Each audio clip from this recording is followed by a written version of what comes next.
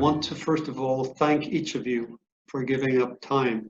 I would like to ask you, John, if you would mind, and we're going to run the clock on this, 7-8 minutes in terms of what I've asked you to do in terms of a presentation of major issues that Northern Ireland is facing, 2020, 2030, on the quest for a permanent peace. So, Lord John Alderdice, the floor is yours. Thank you very much indeed, Tony. Let me pick up on this question of where we might expect for Northern Ireland, given the history of working to resolve the conflict.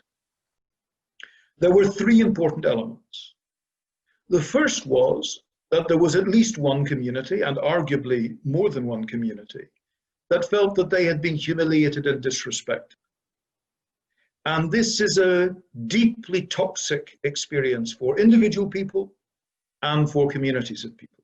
It's possibly the most toxic experience that we can have as human beings. The second was the sense that one or more communities felt deeply unfairly treated, and this made them angry. And the third was that all attempts to resolve the problems peacefully and democratically had previously failed, which was one of the reasons why people had found themselves resorting to violence.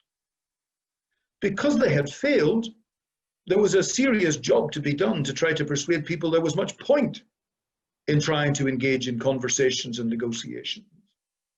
And also that there was a justification for getting involved with people who each side had felt had treated the other deeply unfairly and often historically disrespectfully and in a humiliating fashion.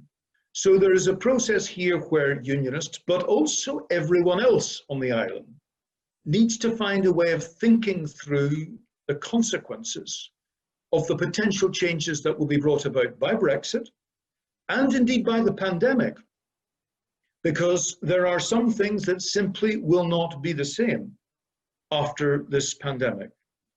But I am concerned that it is really important that this generation and the next generation even more so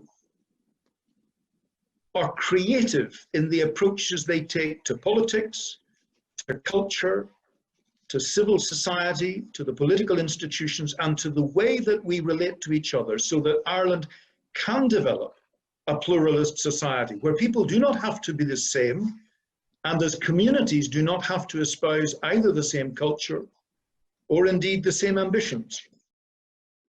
From my perspective as a historian working in Northern Ireland at the minute, I can see the dangers of not engaging in a really nuanced way in an understanding of the past. Because really what's happening is young people are getting these boxed in versions of history passed down, whether it's from older generations or what they're seeing or hearing in their communities. So therefore, as academic historians, I think we have a real duty to engage in that sphere, in that space. And as I said earlier, it's really important to engage in other ways outside of the history curriculum. But there was a moment in 1932 when people came together from both communities to fight over issues that were to do with poverty, with unemployment, with welfare.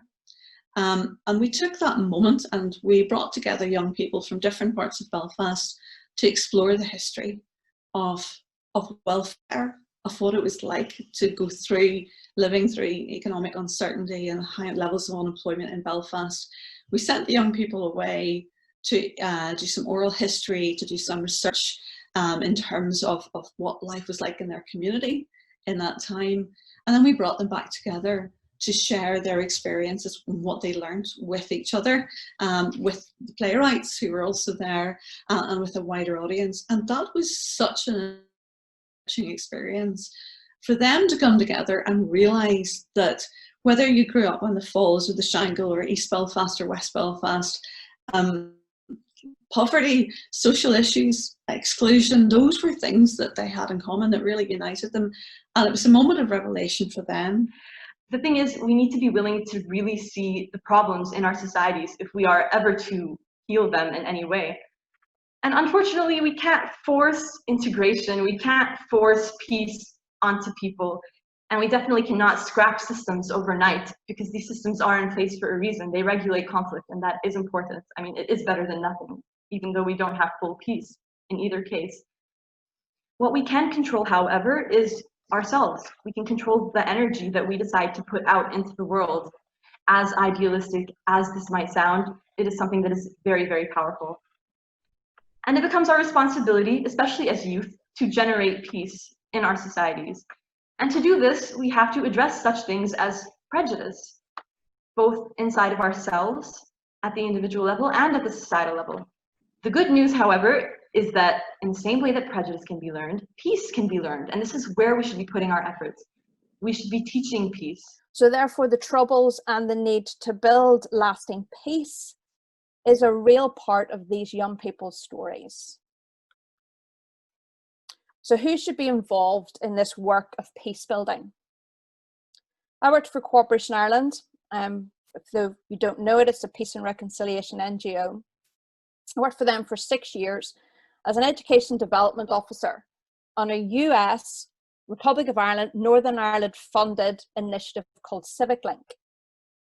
We used citizenship education and practical cooperation to promote mutual understanding and respect between youth groups and schools in Northern Ireland and the Republic of Ireland, and schools indeed in Rhode Island and Idaho here in the US. We also worked with schools in Colombia, in South Africa, in Kosovo, and in the Middle East. So what are the challenges to young people's involvement in peace building in 2020?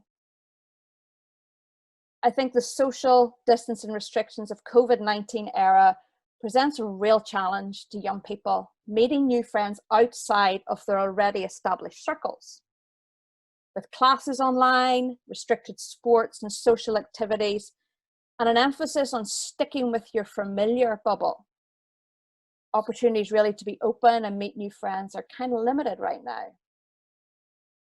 These restrictions and the ongoing restrictions of the pandemic also present great programmatic challenges for community groups, faith-based organisations, and educational establishments who all operate on the basis of bringing people together. I thought I might briefly just focus on the idea of reconciliation, and partly because I think it's an important term in Northern Ireland, but it's an important term globally. And as everybody on the meeting knows, recently John Hume passed away, and my chair is named after Tip O'Neill, the Speaker of the House in the US, and John Hume. And so I was obviously thinking a bit about John Hume recently, and I've been reading a lot of his speeches, his older speeches, and it is really interesting to see how he deals with the issue of reconciliation, and I think it has relevance for us today in many conflicts. If you read his work, he first sort of starts off talking about reconciliation in quite a pragmatic way and quite an instrumental way, that, you know, to further his nationalist aims, other people, mainly the Protestant community, need to buy into that vision.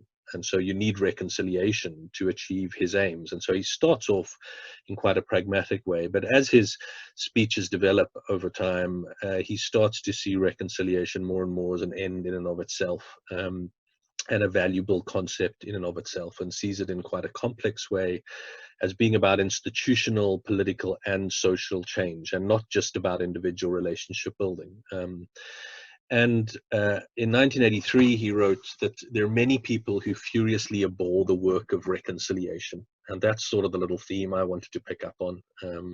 Because if you say the word reconciliation, you generally get a fairly negative response. And I think that's because people fear it's a sort of sop to justice or a sop to aggressors. It's somehow the soft part of a transition rather than the hard part of a transition. And what I really wanted to say today is that I think it's actually the hard work that needs to be done. And it fits a little bit with what John was saying about the idea of pluralism, and a little bit of what Amanda was saying about consociationalism, because I think in Northern Ireland, we've adopted a very thin version of reconciliation.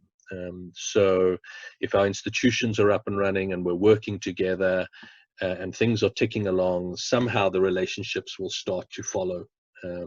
But we don't need to do fundamental things like, dismantle a segregated education system, really grapple with our differences and ask how do we actually live with those differences, whether they're cultural or political. And so I think Northern Ireland's gone some way towards addressing some of those issues, but actually has not really moved towards that thicker understanding of the fact that people are fundamentally interdependent, and that is a hard thing to grapple with, and that's the real task of leadership and the real task of what needs to be done. And I think young people have a massive role to play in that, because they can often see those issues differently.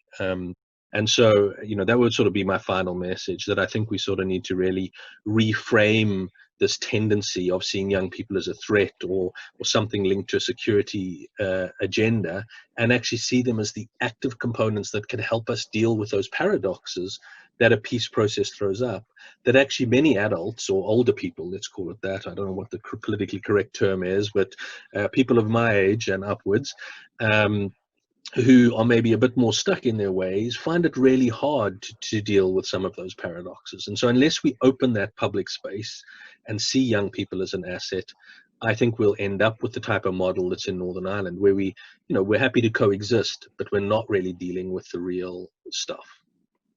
Brandon, that's incisive and really, really important. I, for one, came here wanting to learn.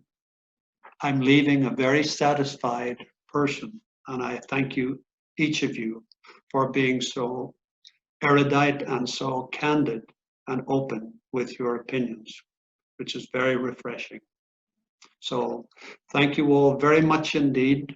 It's been a great pleasure to have this dialogue with you on behalf of our Board of Trustees, on behalf of our volunteers and staff. We look forward to continuing the dialogue with you. Thank you so much. All the very best from Washington, D.C.